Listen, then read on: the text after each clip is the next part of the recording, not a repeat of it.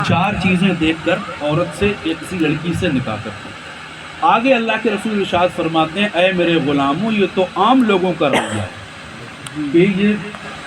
یہ چیزیں دیکھ کر کرتے ہیں، مگر جب تم نکاح کا ارادہ کرو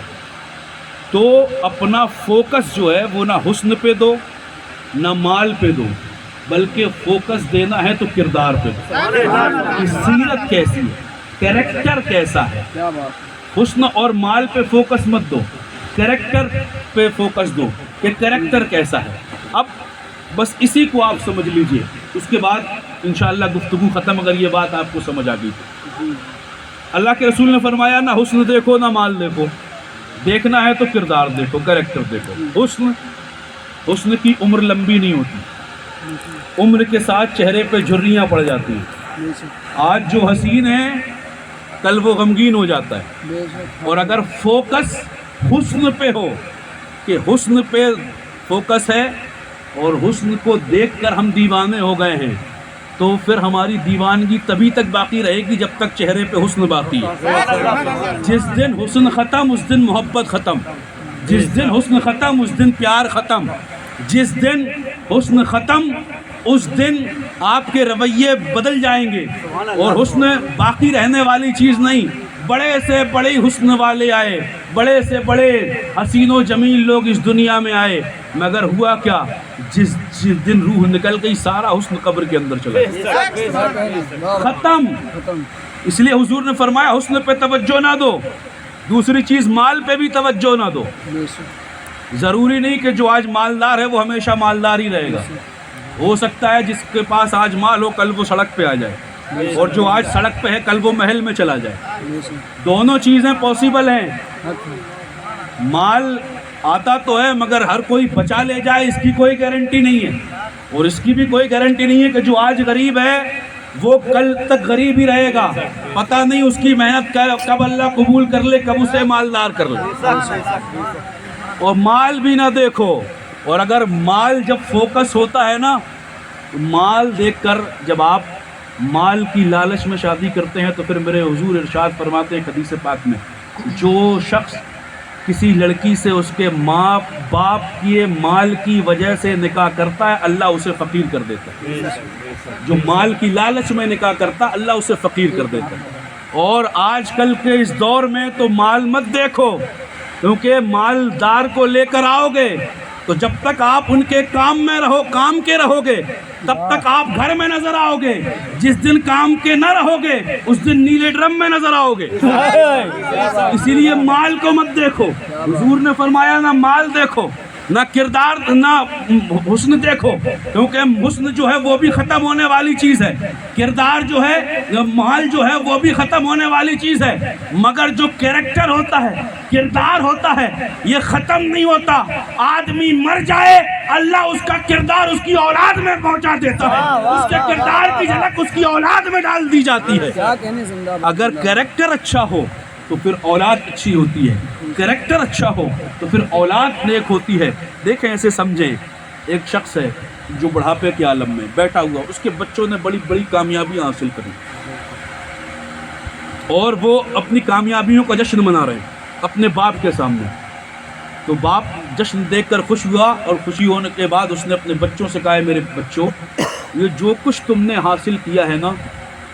یہ صرف تمہارا کمال نہیں ہے، یہ میرا تم پہ احسان ہے، یہ میرا احسان ہے تم پہ جو آج اتنے کامیاب ہو۔ تو بچوں نے کہا بابا عجیب بات کرتے ہیں، گھر سے باہر رہے ہم، احسان آپ کا، ہاسٹل میں زندگی گزاری ہم نے، احسان آپ کا، کتابوں کو چھانا ہم نے، احسان آپ کا، کالجز یونیورسٹیز کی مشقتیں برداشت کی ہم نے، اور احسان آپ کا کیسے؟ تو باپ نے جواب دیا تھا میرے بچوں یہ تو وہ احسان ہے جو تمہارے پیدا ہونے کے بعد میں نے تم پہ کی۔ تو بچوں نے کہا پھر اور کون سے احسان ہیں؟ کہا اور ایک احسان وہ ہے جو تمہارے پیدا ہونے سے پہلے میں نے تم پہ کیا تھا۔ تو بچوں نے جواب دیا بابا جان پیدا ہونے کے بعد آپ نے ہم پہ احسان کیا یہ بات تو سمجھ آتی ہے، مگر جب ہمارا کوئی وجود ہی نہیں تھا تو آپ نے احسان کیسے کر دیا؟ جب ہم عدم سے وجود میں آئے ہی نہیں تھے تو پھر ہم پہ احسان کیسے کر دیا؟ تو اس نے جواب دیا کہ وہ احسان سننا چاہتے ہو تو سنو، وہ احسان ایسے ہے کہ میں بھی جوان تھا، جوانوں میری بھی شادی کی عمر تھی، میری بھی خواہش نوجوانوں کی طرح تھی کہ کوئی حسن کی پری میری شریک سفر بنے، کسی مالدار باپ کی بیٹی میری شریک سفر بنے، میری زندگی میں کوئی حسینہ و جمیلہ آئے، کوئی مالدار باپ کی بیٹی آئے۔ اسی رویے کو لے کر میں تلاش کرتا رہا، مگر ایک دن میں نے اپنے کریم آقا کی حدیث پاک پڑھی جس میں میرے حضور نے فرمایا کہ فوکس نہ حسن پہ کرو نہ مال پہ کرو، بلکہ فوکس کرنا ہے تو کردار پہ پڑھو۔ میں نے اس دن سے اپنا زاویہ بدل لیا، اس دن سے اپنا راستہ تبدیل کر لیا اور اپنا نظریہ بدلا، اور پھر میں نے کہا اب میں وہ لڑکی نہیں دیکھوں گا جو میری آنکھوں کی ٹھنڈک بن سکے، اب مجھے ایسی لڑکی کی تلاش ہے جو میری بچوں کی اچھی ماں ثابت ہو سکے، میری اولاد کی اچھی پرورش کر سکے۔ اور پھر وہ کہتا ہے میں نے اسی زاویے سے لڑکی تلاش کرنا شروع کی، پھر میں نے تمہاری ماں کے تعلق سے پتہ چلا، میں نے اس کی پردہ داری دیکھی، اس کا تقویٰ دیکھا، اس کی نمازیں دیکھی، اس کی تلاوت قرآن کا انداز دیکھا، اس کی نیک نیتی دیکھی، اور کہا میں نے اس کی سیرت کو دیکھ کر جب اس سے نکاح کیا اور پھر جب تم اس کی گود میں کھیلے اور تم اس کی گود میں آئے، اس نے قرآن و سنت کے سائے میں تمہاری تربیت اور پرورش کی، یہ اسی کا انعام ہے جو اللہ نے تمہیں اتنے مقام اور بلند کیا۔ تو جب کردار والی عورت آپ کے نکاح میں آئی، جب بصیرت آپ کا ہم شریک سفر ہوگا، جب کریکٹر لیس نہیں کریکٹر فل پرسن آپ کی لائف میں آپ کا پارٹنر ہوگا، تو پھر آپ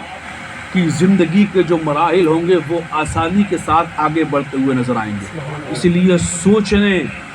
نکاح سے پہلے اپنے بچوں کو آپ جس کو اپنے گھر میں لے کے آ رہے ہیں وہ دنیا کے طریقے پہ زندگی گزارنے والی ہے یا تاجدار انبیاء کے طریقے پہ زندگی گزارنے والی ہے، نماز روزے کی پابند ہے یا نہیں، قرآن کی تلاوت کرتی ہے یا نہیں، سیدہ کائنات کے نقش قدم پہ چل کے پردہ کرتی ہے کہ نہیں۔ کیونکہ میرے پیارے نماز روزہ اور عبادت ریاضت پردہ یہ حقوق اللہ میں آتے ہیں۔ ان بندے کے اوپر دو حقوق ہیں، ایک اللہ کا حق ہے، دوسرا بندوں کا حق ہے۔ اور اگر وہ جو آپ کا شریک سفر ہے اگر وہ اللہ کے حقوق صحیح طریقے سے ادا کرتا ہے تب پھر وہ بندوں کے حقوق بھی ادا کرے گا، اور اگر وہ جو ہے کہ نماز روزے قرآن کی تلاوت اور عبادت و ریاضت کی طرف متوجہ نہیں ہے، اس طرف ملتفت نہیں ہے، تو پھر یاد رکھنا جس کی نظر میں اللہ کے حق کی کوئی اہمیت نہ ہو اس کی نظر میں بندوں کے حق کی کون سی اہمیت ہوگی۔ جو اللہ کا حق ادا نہ کر پائے وہ بندوں کا حق ادا کیوں کر پائے گا؟ اسی لیے اپنا شریک سفر اسے بناؤ جو اللہ کے حق کو ادا کرنے میں پیش رہتا ہے، کیونکہ جو اللہ کا حق ادا کرنا جانتا ہے وہ بندوں کا حق بھی ادا کرنا جانتا ہے۔ اور جب حقوق کی ادائیگی ہوگی تو پھر گھروں میں فساد نہیں ہوں گے، بلکہ گھروں میں جو نظارے ہوں گے وہ دنیا میں ہی جنت کے نظارے دیکھنے کو آپ کو اپنے گھر میں مل جائیں گے۔ اسی لیے میرے پیارے یہ شادیاں زندگی بھر کے لیے ایک اہم فیصلہ ہوتی ہے، اس لیے اس کو بڑے سنبھل کے سوچ کے اور پھر اس میں آگے قدم بڑھانے چاہیے۔ اللہ کے پیارے حبیب صلی اللہ علیہ وسلم کی شریعت مطہرہ کے مطابق یہ کام کرنے چاہیے۔ آپ اگر حضور کی شریعت کے مطابق یہ کام کریں گے تو انشاءاللہ آگے پریشانیاں نہیں آئیں گی، کیونکہ جب آپ حضور کے لیے سارے گناہوں کو چھوڑ کر نیک نیتی کے ساتھ کام کریں گے تو کسی کی نظر آپ پہ ہو نہ ہو مدینے کے تاجدار کی نظر ضرور آپ پہ ہوگی، اور جب حضور کی نظر ہوگی تو زندگی بھی آسانی کے ساتھ گزر جائے گی، آخرت میں بھی کامیاب ہو جائیں گے۔